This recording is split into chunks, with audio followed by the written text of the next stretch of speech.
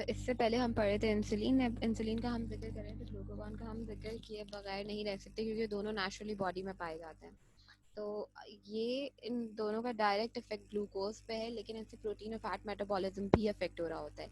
Insulin से बहुत ज़्यादा है, जिससे इंसुलिन और ग्लूकागॉन में बेसिकली फ़र्क यही है कि ग्लूकागॉन ब्लड में ग्लूकोज का लेवल रेज करता है और इंसुलिन कम करता है। ग्लूकागॉन भी हम आईवी और पेरेंटली दे रहे होते हैं, आईएम, आईवी और सबक्यूटेनियस इंजेक्शंस के थ्रू दे रहे होते हैं, और इसकी एब्जॉर्प्शन बहुत रैपिड है। अच्छा, एक और एक बात ये याद रखनी है कि ड्रग थोड़ी सी हल्की है, ड्रग नहीं, ओवरऑल ये हार्मोन थोड़ा हल्का है। That means it can be degraded very easily.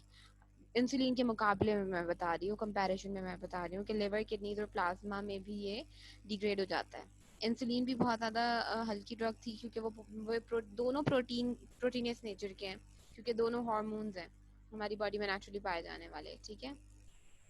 और प्रोटीन नेचर का मतलब यह है कि अगर बॉडी में हम उसे इंजेस्ट करेंगे, ओरली लेंगे, तो वो हमारे स्टमक में जाके डिग्रेड हो सकती है। क्योंकि स्टमक में प्रोटीन डाइजेस्ट होते हैं, एसिड से प्रोटीन की ब्रेकडाउन का प्रोसेस स्टार्ट हो जाता है, ठीक है। अच्छा, हाइपरग्लाइसीमिक ड्रग है ये alpha cells isolate of Langerhans pancreas में से रिलीज होती है। इंसुलिन बीटा सेल से रिलीज होती थी। ये पेरेंट्रली, इसके तमाम मतलब पूरा ओवरऑल पेरेंट्रल इसका रूट है, आईएम, आईवी और सबक्यूटेनियस इंजेक्शंस के थ्रू जाता है, ठीक है। ये याद रखना। उसके बाद फिर जो है इसकी फार्माकोडायनामिक्स पे आ जाते हैं।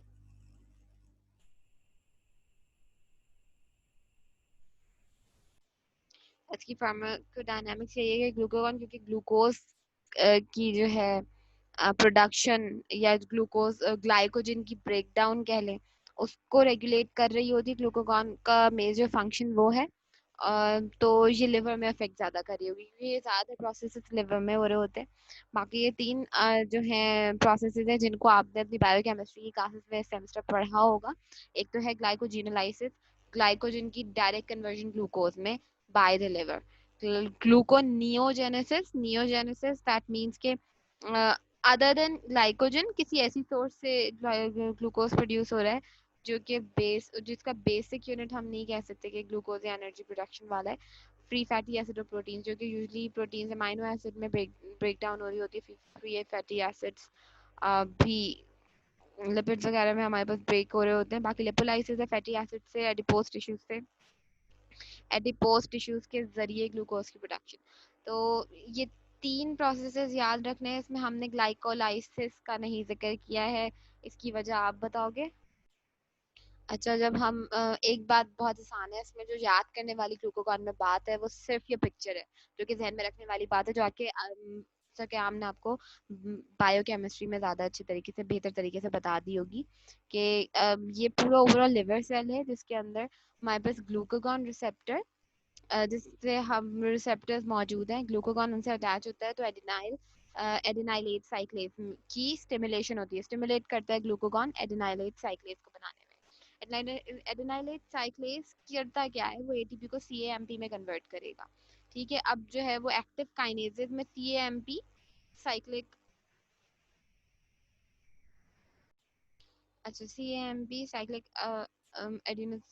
साइक्लिक एडिनोसिन मोनोफॉस्फेट, एटीपी हमारा बिल्डिंग बेसिक एनर्जी ब्लॉक है, जो कि एडिनोसिन ट्राइफॉस्फेट है, एडिनोसिन मोनोफॉस्फेट में कन्वर्ट हुआ साइक्लिक सीएमपी में। उसके बाद वो एक्टिव काइनेजेस से सीरीज ऑफ रिएक्शन के थ्रू ये प्रोसेस चला जाएगा ग्लाइकोजिनोलाइसिस की तरफ। ग्लाइकोजिनोलाइसिस मतलब ग्लाइकोजन की ब्रेकडाउन होगी ग्लूकोज में। अब इसके स्टेप्स बहुत इजी हैं। ग्लूकोज 1 फॉस्फेट, जो कि फॉस्फोग्लूकोम्यूटेज जो एंजाइम है हमारे पास, उसे ग्लूकोज 6 फॉस्फेट में कन्वर्ट करेगा। अब इसके स्ट्रक्चर से अगर तुम लोग याद करोगे तो ये बहुत इजी होगा कि ग्लूकोज 1 फॉस्फेट कैसे है। फर्स्ट ग्लूकोज या अल्फा ग्लूकोज में या अल्फा कार्बन पे फॉस्फेट अटैच होगा, ठीक है। ग्लूकोज 6 फॉस्फेट कैसे है, तो इसके स्ट्रक्चर से आपको बहुत ज़्यादा इजी होगा। ग्लूकोज 6 फॉस्फेटेज ग्लूकोज 6 फॉस्फेट को ग्लूकोज में कन्वर्ट कर देगा, और ये ग्लूकोज सीरम की तरफ मूव कर जाएगा। इससे हमारे पास सीरम की में कॉन्सेंट्रेशन हाई हो जाएगी, क्योंकि ये प्रोसेस बहुत लंबा है, इसीलिए ग्रेजुअल ग्लूकोज में ब्रेक डाउन होती है। लेकिन ये बहुत तेजी से भी वर्क कर सकता है कि हम ग्लूकोगॉन की डोज या किसी तरह ग्लूकोगॉन बढ़ा देते हैं। अब ग्लूकोगॉन बढ़ाने से ये होता है इसीलिए हम जब इमरजेंसी ट्रीटमेंट में हम किसी हाई लो ब्लड ग्लूकोज को हम ट्रीट कर रहे होते हैं तो हम ग्लूकोगॉन को आईवी या एम दे रहे होते हैं। आईवी बेसिकली दे रहे होते हैं इसलिए क्योंकि वो बहुत फास्टली ब्लड में ग्लूकोज को इंक्रीज कर देता है। ठीक है। अच्छा, हमारे पास अब जो एक बात याद रखनी है कि ये और कहाँ फार्माकोथेरेप्यूटिक्स की थेरेपी हम कहाँ कहाँ यूज़ कर रहे होते हैं।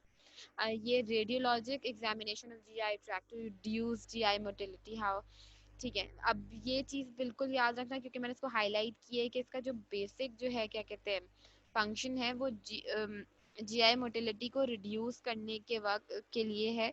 और ये रेडियोलॉजिक एग्जामिनेशन में यूज़ होता है ग्लूकोगॉन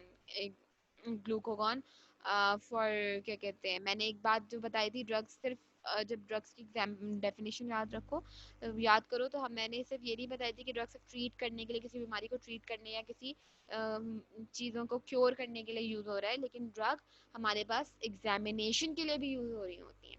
ज़रूरी नहीं होता उनसे कुछ ट्रीट हो रहा हो, लेकिन हो सकता है वो हमारी एग्जामिनेशन में डायग्नोसिस में भी हेल्प कर रही हो। तो रेडियोलॉजिक एग्जामिनेशन वो एक तरीके की डायग्नोसिस है। ठीक है। और ग्लूकोगॉन हमारी ड्रग है, तभी हम ड्रग में पढ़ रहे हैं। इसकी ड्रग इंटरेक्शन ज़्यादातर ओरल एंटीकोगुलेंट्स के साथ होती है। अच्छा, अब इसके बाद जो है ये जीआई मोटिलिटी को रिड्यूस करता है फिजियोलॉजिकल भी फार्माकोलॉजिकली भी। ग्लूकागॉन तो हम उसे उसके लिए यूज करते हैं, स्फिंक्टर को रिलैक्स करता है, वेजोडाइलेशन करता है ग्लूकागॉन जीआई के अराउंड जो हमारे पास नर्व्स हैं। उसके बाद इनके एडवर्स इफेक्ट्स बहुत रेयर है। अच्छा, ये बात मैंने पहले भी बताई थी कि इंसुलिन के भी एडवर्स इफेक्ट्स रेयर ही हैं। ठीक है। रेयर से मुराद रेयर तो नहीं कहेंगे, लेकिन इंसुलिन के भी इतने साइड इफेक्ट्स आते नहीं है, इतने एडवर्स इफेक्ट बहुत ज्यादा नहीं है। ठीक है। इतने मतलब वो कंसिडरेबली अदर ड्रग से सेफ है हमारी ब्लड ग्लूकोज कम करने के लिए। ठीक है। क्यों क्यों क्योंकि हमारे पास नेचुरली पाए जाते हैं, हमारी बॉडी इनसे अवेयर है। ठीक है। अच्छा, बाकी blood glucose level regularly check कराएं, इनकी असेसमेंट क्या होगी, एडवर्स रिएक्शन चेक करें, वो हाइड्रेशन और वॉमिटिंग स्टेटस चेक करें है या नहीं। बाकी की नर्सिंग डायग्नोसिस सही है, वही सेम चीज़ है, इंजरी हाइपोग्लाइसीमिया से नहीं हो, नॉलेज पेशेंट की सही हो, पेशेंट को पता हाइपरग्लाइसीमिया से को कैसे जो है उसकी एक्सपीरियंस हो, हेल्थ मेंटेनेंस उनकी प्रॉपर हो, ब्लड ग्लूकोज को नॉर्मल लिमिट्स में रखना है, इसका हमारा गोल होगा, इंजरी कम से कम हो और पेशेंट की नॉलेज ज़्यादा से ज़्यादा बेहतर हो। ठीक है। इम्प्लीमेंटेशन। अच्छा, ये बात जानने वाली है कि ये आईएम दे या सबक्यूटेनियस रूट में अगर हम दे रहे होते हैं जो स्लो डोज होती है तो हम 1:1 का रेशियो रखते हैं, 1 यूनिट 1 ml में डाइल्यूट होगा। ठीक है। वरना फिर अगर आईवी है ड्रिप में ये डेक्सट्रोज के साथ ज्यादा कंपैटिबल है, इसके साथ ये बहुत ज्यादा डेक्सट्रोज सोल्यूशन के साथ जाता है क्योंकि क्लोराइड के साथ ये प्रेसिपिटेट्स बनाता है, प्रेसिपिटेट बनाता है ये क्लोराइड के साथ, ये याद रखने वाली बात है। क्लोराइड सोल्यूशन के साथ इंजेक्ट करते हैं हम इसे 2 to 5 मिनट्स ओवर। ठीक है। अगर हमारे पास अरोस्काइड्रा का lethargic patient as quickly as possible, give additional carbohydrates orally to prevent secondary, अगर secondary hypoglycemic episode आ रही है तो हम कार्बोहाइड्रेट्स ओरली देंगे या तो ग्लूकोज टैबलेट या कुछ भी। ठीक है। अच्छा, पेशेंट की हाइपोग्लाइसेमिक एपिसोड जो है वो ग्लूकोगॉन रिक्वायर करती है। ठीक है। ये हम प्रिस्क्राइबर को नोटिफाई कराएंगे, उसे याद दिलाएंगे। ठीक है। उसके बाद अगर कोई इमरजेंसी सिचुएशन है जिसमें ग्लूकोगॉन से पेशेंट नहीं रिस्पॉन्ड कर रहा है तो हम जो है आईवी डेक्सट्रोज दे देंगे, ज़्यादा वो ज़्यादा बेहतर है कि फौरन के फौरन ब्लड में ग्लूकोज आ जाएगी। हाँ, ग्लूकोगॉन इनडायरेक्टली जो तोड़ के बना रहा है वो उसकी ज़रूरत नहीं होगी। हम्म, अच्छा, पेशेंट को प्रेस्क्राइबर को बताएं कि अगर पेशेंट नहीं खा सकता, कोई शुगरी फॉर्म की ओरली नहीं ले सकता तो हाँ 1 आवर तक अगर अगर नोजिया वॉमिटिंग हो रही है तो हम तब भी ग्लूकोगॉन दे रहे होते हैं।